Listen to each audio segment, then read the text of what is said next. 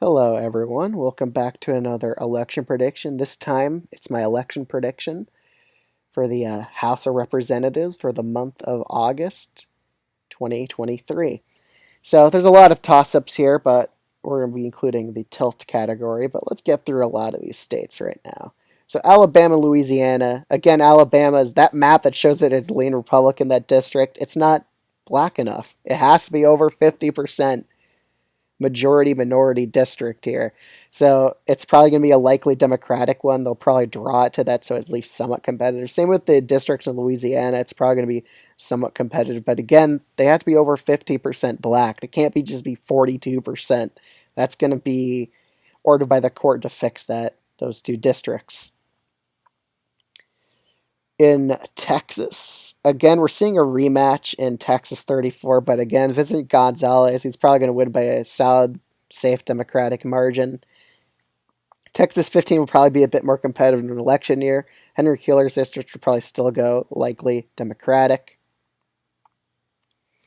In Iowa, Iowa's second is probably going to be likely Republican. Well, Iowa's first will be lean Republican, and Zach Nunn. I really don't think the Democrats have amazing candidates here. It'll probably be lean Republican as well here. In Illinois, 17th, it'll probably go down to lean Democratic, but still a win for Democrats here. Indiana's first. It's a Biden plus 7 district. In a presidential year, it'll be likely Democratic. Let's start off with the other states here that are getting redistricted. We'll start off with Wisconsin first off. So Wisconsin's current math is quite favored for Republicans. It's six Republicans to 2 Democrats, but it's probably going to get redrawn with a new Wisconsin Supreme Court. So it'll probably get redrawn. Wisconsin's first will be likely Democratic. Wisconsin's third will probably be lean Democratic, while Wisconsin's eighth is lean Republican. But again, we have to factor in with incumbency advantage, and Mike Gallagher is an actually decent candidate, so it's likely Republican. I would rate it. In the state of North Carolina, again, with a recent Supreme Court case ruling that they would have to have more black majority minority districts in states like Alabama, Louisiana, North Carolina Republicans are going to play it safe. They're probably going to make North Carolina's first lean Democratic. Could even be likely Democratic, but they'll probably just keep it at lean for now to shore up the rest of their incumbents as well. So it'd probably be a likely district in the 14th, a likely district in the 13th, and likely in the 6th district as well. Decent gerrymander for Republicans. What other states need to be redistricted? Ohio. Ohio's probably going to have a minimal change map. Not much is going to change. Maybe they shore up Democrats' first district, or they could even shift it to safe Democratic, so Ohio 10 isn't competitive in the future. But for now, I'm going to put it as likely Democratic. Ohio's 13th will probably be lean Democratic. Ohio 9th is probably lean Democratic still. In New York, there's a potential redistricting case there as well. It looks like it's more than likely going to happen, but I'm going to be hesitant. Again, the New York Supreme Court's very unpredictable, so for now we're going to use the current map, but a lot can change from now. But in New York's fourth, I think Anthony D'Esposito is pretty much dead on arrival here. It's a Biden plus 14.5% district. He only won because Democratic turnout plummeted in this district.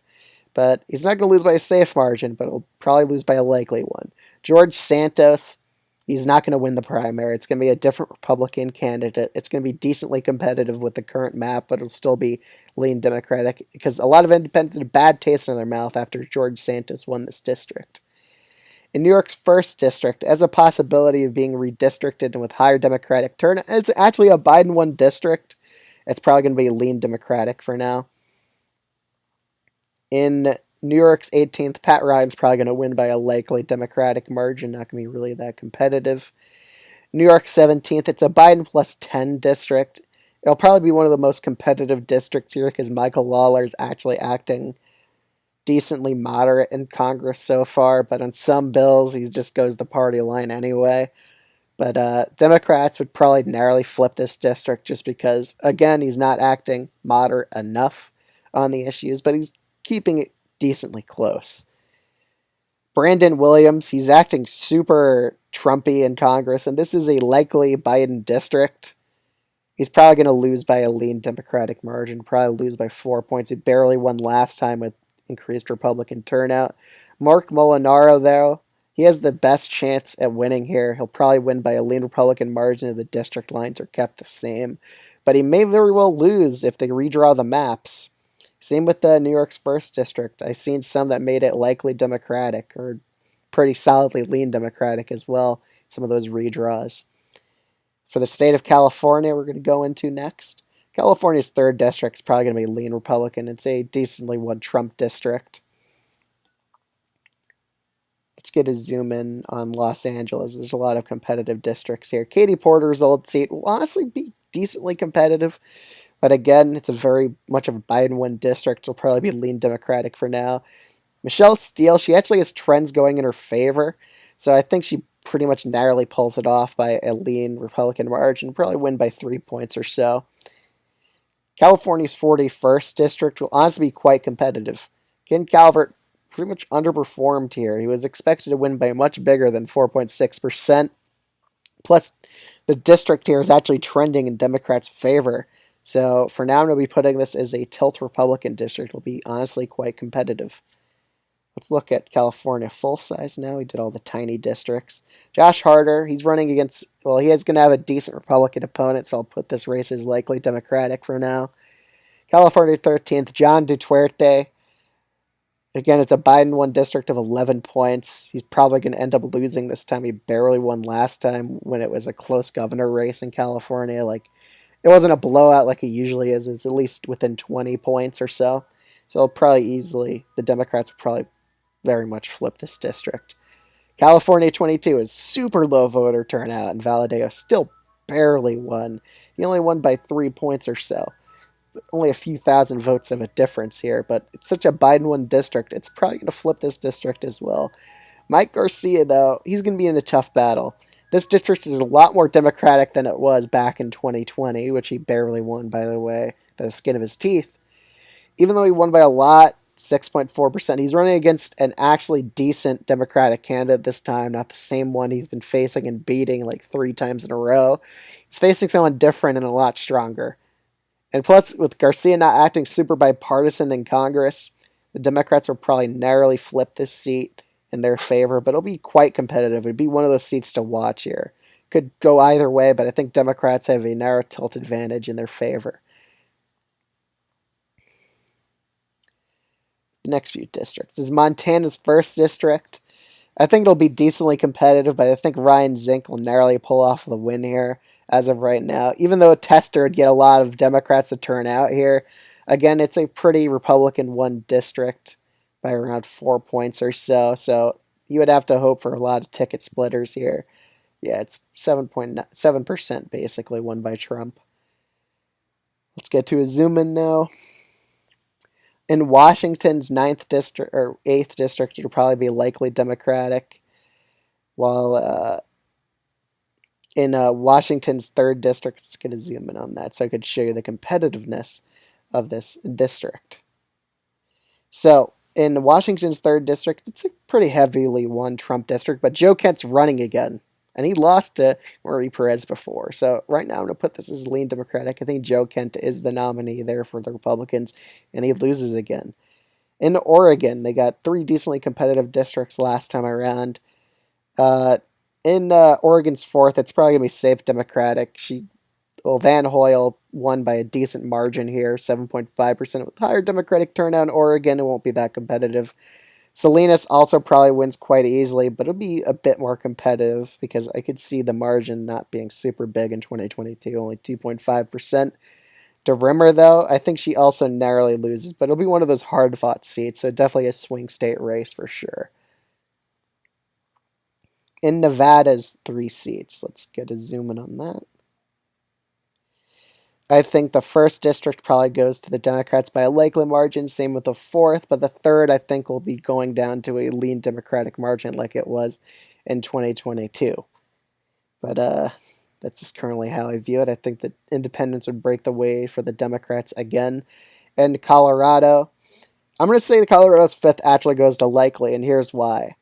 It's only a Trump won district of 10.1% with Colorado trends in mind here. I think this district gets a bit more competitive and goes down to likely Republican. In Colorado's 8th district, I think the Democrats would probably easily win this district like they won last time, but it was only by a bit they won by. The Lauren Boebert's district, it's a lot of trending Democratic territory in this district. I really feel like the Democrats have a really decent chance here, but it'll be one of those closer ones. It still is a Trump district of 8%, but this time around, I think Trump wins it by a lot less than 8 because of Colorado's rapid Democratic trend. In New Mexico, assuming there is no redraw, the Democrats probably win this district by a lean Democratic margin.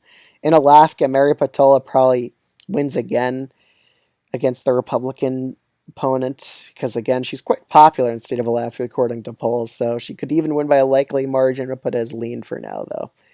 In Maine, second, Golden could also win by a likely margin, but also going to be putting it to lean because, again, it's a Trump district of 6 points or so. In Arizona, we're going to get a zoom in of this state. Arizona's first. I think this seat's probably easily going to flip. It was very close last time around. Swihart barely won, but Cisco Maney has the best odds out of those two. But I think Cisco Maney probably narrowly pulls off the victor in Arizona's 6th district, just because I could see some voters voting Biden there and splitting their ticket for Cisco Maney. So I think we're done with the West Coast here. But in Nebraska's second, Don Bacon, even though they say it's a lean Republican, I just kind of doubt that because it's actually Tony Vargas. He's running again here. He's a decent candidate last time. He made it unexpectedly pretty competitive here. And with Biden and probably going to be winning this district by more than he did last time, I think that'll boost the Democrat nominee here to win by a tilt margin. Be decently competitive, but I think Don Bacon, he's in quite for a fight in Nebraska's second this time around. Democrats are nearing the House majority now. In Connecticut, their only competitive district here. Again, it was only competitive 0.8% because the Republicans actually run a decent candidate in a midterm year, and Democratic turnout was a little bit down here. Plus, some independent voters split their ticket for the Democrats. But for now, I'm probably going to put this as a likely Democratic seat. It's a Biden won district of about 11 points or so. So again, Biden winning this district by a similar margin next time around. Probably boo the Democrat, but she'll definitely underperform Biden. Probably only winning the district by 6. In Virginia, I think the second district is probably tilt Republican for now. It'll be decently competitive. I think Biden wins Virginia by about 12 points overall. It'd help the Democratic candidate down here by a bit, but I think Jen Kiggins, with the incumbency advantage, will narrowly hold on here. Spanberger probably easily wins by a likely Democratic margin, though. I don't really think she'll get unseated at all. Okay, which races do we still have to do? Minnesota's second district. Angie Craig, she probably wins by a likely margin. I think the Legal Marijuana Now party that runs House candidates here, they're going to lose some support because marijuana is legalized in Minnesota recreationally. So again, I don't think they really have to worry about the third-party candidates here causing her to lose. I think she wins by a likely margin like she did in 2022. In New Jersey, with their sole competitive district, I think Tom Keene holds on. Again, a Tom Keene last name does help him a bit because of his family's legacy in New Jersey. So I think he just narrowly holds on here. It's a decent competitive district, but I think it's tilt Republican. Let's go to Pennsylvania next. All right, Pennsylvania. Brian Fitzpatrick probably easily wins by a likely Republican margin in this district, while Pennsylvania's 10th probably goes to lean Republican. Again, Trump only won this district by 4 points, and it actually is slightly trending in Democrats' favor every year, this district. So it'll be a decently competitive race considering how Scott Perry is quite partisan on the issues. He's not really super bipartisan. So he would probably lose a bit of independent voters here. In Pennsylvania's 17th, Chris Deluzzo. Again, it's a Biden won district of 5.8%, so for now I'm putting this as likely Democratic. While Pennsylvania's 7th and 8th districts, I'm putting these both as tilt Democratic. It really depends on who wins the election here, but I think both these districts probably go in favor of the Democrats narrowly for now. So in Michigan, the last state we're going to be rating. In the 4th district, it's going to go down to likely Republican. Again, I really think it should be included in the competitive districts list, and it's only a Trump won district of 4%. I really think it dips below that. In the last 3 districts here, John James, he barely won last time. He'll probably barely win again in the House here, but he could win by a lean Republican margin, but I don't really think he will this time around. I think it'll be decently competitive just because of the Democratic trends here, and they'll actually target this seat this time instead of triaging and giving up on it back in 2022, which they did fairly early on because they assumed John James was unbeatable, which he really wasn't. He was quite beatable here in this district if they gave the funds here. In Michigan's 8th district, Dan Kildee, he's an overperformer. He did quite well in the House election here. I think he wins by a likely margin here, probably slightly outperforming Biden. Well, Pennsylvania's 7th is a narrow Democratic tilt flip, giving them a net gain here, or just preventing the Republicans from netting a seat here.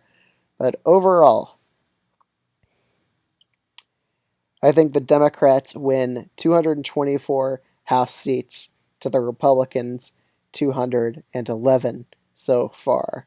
So this is how I view the House map so far, and I think the Democrats probably win the generic ballot. I currently have Biden winning the popular vote by around 4%, I would say, in my last prediction I did back in July. So with the House prediction so far, I think they win the generic ballot by about 3 points against the Republican, and they do pretty decently in most of these swing districts here. So 224 Democratic House seats to the Republicans 211. I'll see you guys in the next video. Bye.